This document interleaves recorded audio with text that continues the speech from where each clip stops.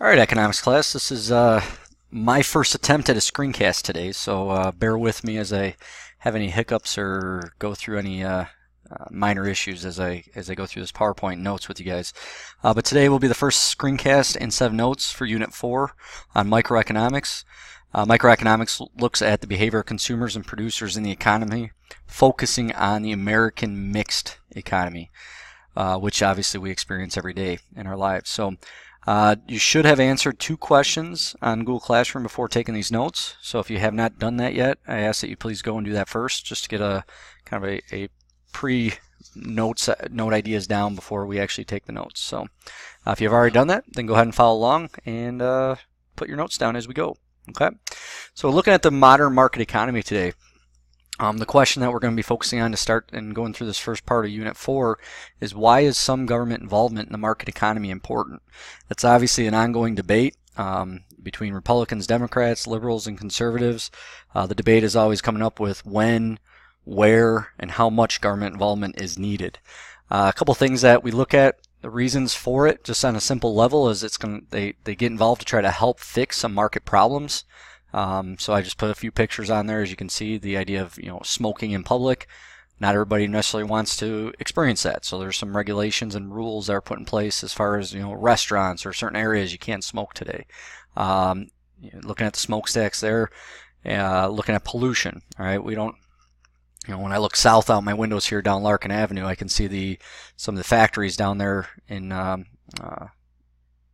Joliet, and we don't necessarily want those companies be able to do whatever they want. So we have to have rules in place. Okay, so that's the idea, that we want that market economy and the freedom of a market economy, but we also do need some government involvement to fix some of those market problems. However, we'll also talk about that sometimes it creates other problems. So that's why I put that map there. It might be hard to see necessarily where it's at, but if you look closely, you can probably identify. You've been down there before. All right, you got Humboldt Road, and if you look right here, this is where the casino is. All right, Empress Casino, I believe, whatever ones are, Hollywood Casino, over there on Route 6. So as you come down I-80, you come across Humboldt. The state, the city of Joliet, and Will County want to extend Humboldt Road across the river down here to where all the train terminals are. Over the last few years, Joliet's had an increase in jobs, and good jobs. A lot of warehouses have opened up in this area, and a lot of that was enticed by the city of Joliet, giving them tax breaks and stuff like that, which is a good thing because those are good paying jobs that have come to the city of Joliet. However, sometimes when the government gets involved in the economy, it creates other problems. We now have a lot more truck traffic in and around the city of Joliet. There's a lot more accidents over the last few years, a lot more fatalities and injuries.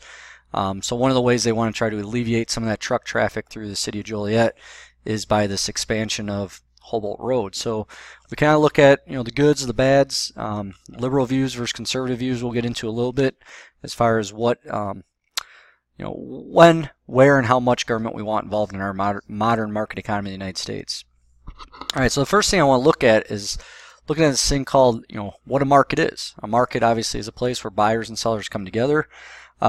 It's any place buyers and sellers come together. A lot of people just think a market is a store or a farmer's market or something like that. But really a market is any place buyers and sellers come together. So that would include obviously the internet today. Most of us have probably bought something on the internet. When you do that, you have taken part in a market. It's a new type of marketplace compared to what we maybe were used to 10, 15 years ago. That new market's, the cause of some stores shutting down. We've seen the disappearance of our Kmart's and now Toys R Us and some of those other stores, Blockbuster Video. You had a new market with Netflix or the Redbox. All right, those are markets, and our markets are constantly changing. But our definition, any place a buyer and a seller come together, is a market. Even the street corner is a market. If it's even illegal activity, would be considered a market because you have a buyer and a seller coming together. Households and individuals are one group in this market. They're the groups of people that share the income. All right, so these are, we belong to households and individuals. This is where most of our activity in the market takes place because you guys are going to have jobs, you're going to work, you're going to make money, and you're going to spend your money. All right, so when we get to this diagram called the circular flow model here in a little bit, this is where most of us and our activities are going to take place, is through the household or individual side of the circular flow. The other side then obviously are the people producing and selling the goods and services that you and I are buying all the time. We identify these as our businesses or firms. Privately owned organizations, remember when I say privately owned, that means it's not the government owning them, it's you and I deciding to be an entrepreneur, start our own business, providing a new good or service to the households and individuals. All right, so the businesses and firms, when we look at the circular flow here in a little bit, they're the ones that purchase the resources. And if you have to put some side notes in these notes as we go through this, remember our resources are land, labor, capital, and our entrepreneurs, the ones putting all those together. Again, our resources are land, labor, capital, and entrepreneurship. So those are the resources that the businesses and firms are going out there and buying. They're going out there and buying the land, they're buying the labor, they're buying the capital so they can actually provide that good or service to the households and individuals. The last piece there with the businesses and firms, remember, they're only going to do it. All right, I've said this multiple times throughout the semester. Businesses and firms only make a product if they can sell it, if there's someone willing to buy it. If there's not someone willing to buy it, if there's not a profit to be made, they're not going to start that business. They're not going to offer that good or service to the households and individuals. So that's where that profit motive comes into play. It's the incentive to start a business and offer those goods and services.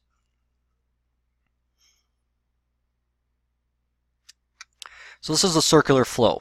As you look at the circular flow, we can identify where all these groups are. All right, the two groups I've talked about already, we have the households over here, and then the businesses or firms are over here. So as I go through this, you can see where our resources are. All right, you and I, the households, sell our resources, land, labor, capital, and entrepreneurship, to what we call the resource market. And the product markets are what we are involved here. So we have two markets. All right, at the top you can see the resource market. At the bottom we can see the product market. The product market is where you and I go to buy our goods and services in exchange for money. The resource market is where you and I sell our resources in exchange for money.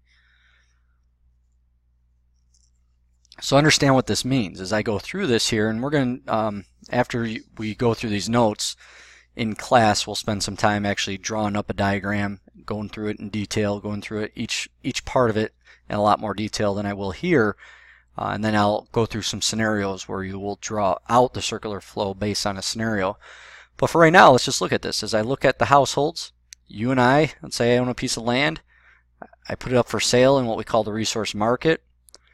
A business or a firm out there dips their hands into that resource market and buys that piece of land in exchange for obviously money. Then they use that land to produce something.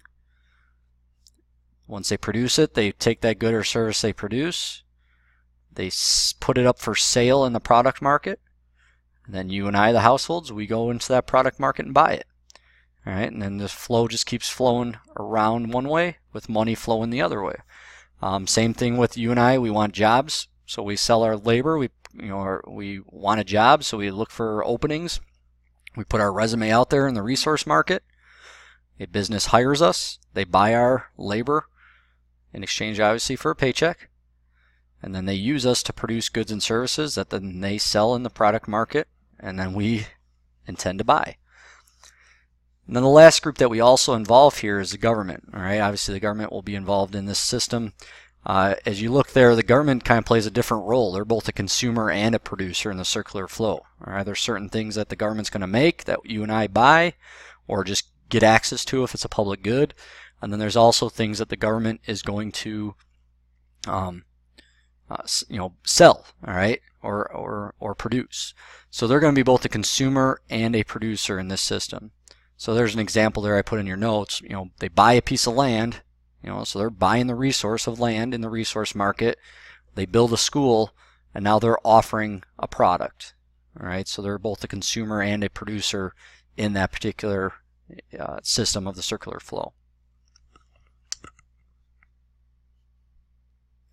All right, at this point in the notes, you'll see in your unit packet, you'll have a couple pages of circular flow activities. These are things we will do in class together. All right, so the note portion is done for circular flow. The next couple pages we will knock out together as a class and go over this in more detail to make sure you understand it. So go ahead and flip forward to the next part of the actual notes.